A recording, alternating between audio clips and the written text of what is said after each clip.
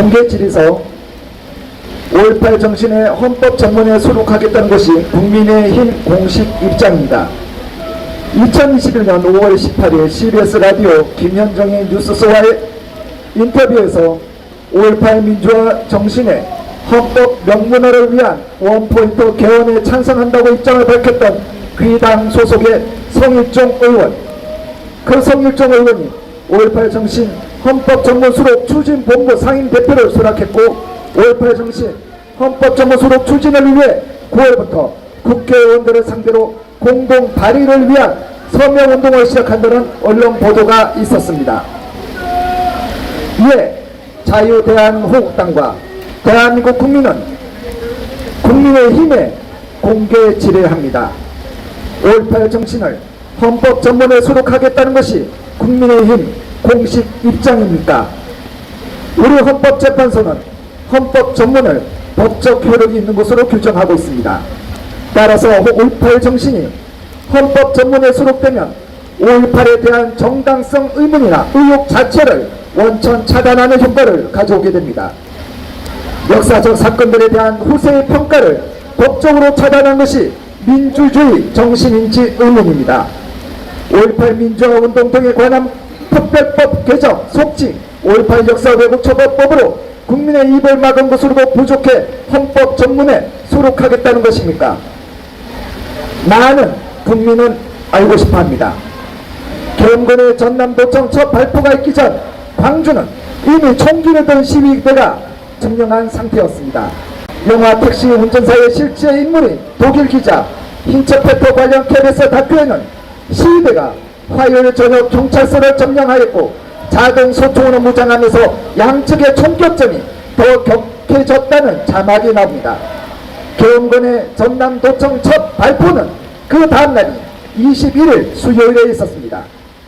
당시 수사 당국의 사건 일지를 보면 시위대가 들고 있던 칼빈 자동 소총은 전남 지역 17개 시군에 산재한 약 40여 개의 무기고에서 약 4시간 만에 5,400여 점을 탈취한 것이고 시위대는 경군 24단과 아시아 자동차를 습격하여 70여 대의 장갑차와 군용 트럭, 버스까지 탈취하였습니다. 당시의 국도는 비포장도로가 대부분이었고 운전면허증 소지자도 드물던 시기였지만 민간인이 자발적으로 모였다는 시민군은 우왕좌왕도 하지 않고 마치 특수훈련을 받은 사람처럼 움직였습니다. 5.18 발생 2달 전 일본 통일부는 80년 봄 북한에서 다수의 무장 게릴라가 난파하여 자발적인 의용대로 위장하고 인민 봉기를 주도하는 내용의 기사를 보도하기도 했습니다. 일본 통일일보는 어떻게 알았습니까? 북한이 1982년 발행한 책 주체의 기치에 따라 나아가는 남조선 인민들의 투쟁에는 광주 5.18은 김일성 교시와 주체의 기치를 따른 가장 성공한 인민혁명 사건이라고 설명하고 있습니다. 맞습니다. 1980년은 박정희 대통령의 시해 사건 이듬해였고 나라 전체가 혼란한 시기였습니다. 북한 김일성에게 제2의 6.25를 일으킬 절호의 기회였을 것입니다. 민주화를 위한 자랑스러운 투쟁이라고 말하면서 시위대를 구성하고 지휘한 사람이 누구인지 왜 밝히지 않습니까? 무기고와 군 부대를 습격하여 총기와 장갑차를 탈취한 사람들이 누구인지 왜 밝히지 않습니까? 광주시 전체를 날릴 수 있는 2,000여 개의 다이너마이트를 전남도청에 설치한 사람은 누구인지, 광주 MBC 방화를 주도한 사람은 누구인지, 간첩과 비전향 장기수가 수용된 광주 교도소를 집요하게 습격한 사람들은 누구인지 왜 밝히지 않습니까? 많은 국민은 5.18 유공자의 명단과 공적 조서를 왜 공개하지 못하는가? 44년 전 사건임에도 불구하고 최근까지 5.18 유공자는 왜 해마다 자꾸만 늘어나는가? 라는 의구심을 품고 있습니다. 이런 수많은 의혹에 누구 하나 속시원하게 대답해주는 사람이 없고 아직까지 의혹 규명은 제대로 이루어지지 않았습니다.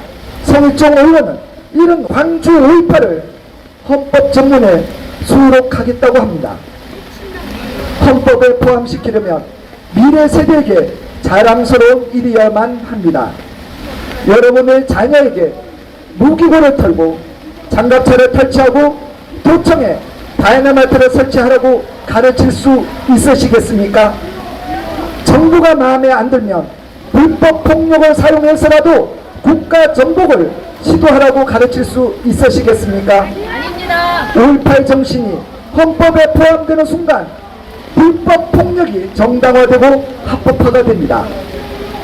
성일종 의원은 작년에 5.18 민주화운동 부상자의 범위를 확대하기 위한 법률 개정안까지 대표 발의하였습니다. 대한민국의 대표 보수 정당인 국민의힘 국회의원들은 우파 유권자의 투표로 당선됐는데 왜 좌파들의 눈치를 보는 것이 의문이며, 이러한 국민의힘 국회의원들의 행태에 보수 유권자들은 배심감마저 듭니다. 국민의힘은 5.18 민주화 운동 부상자의 범위를 확대하기 위한 법률 개정안을 발의할 것이 아니라 광주시장이 승리해주는 5.18 유공자, 조폭도 인후 보증이면 유공자가 되는 문제점들을 밝혀내고 불합리한 요소를 막아 국민의 혈세가 허투루 사용되는 일이 없도록 감시하고 막아내야만 하는 것입니다.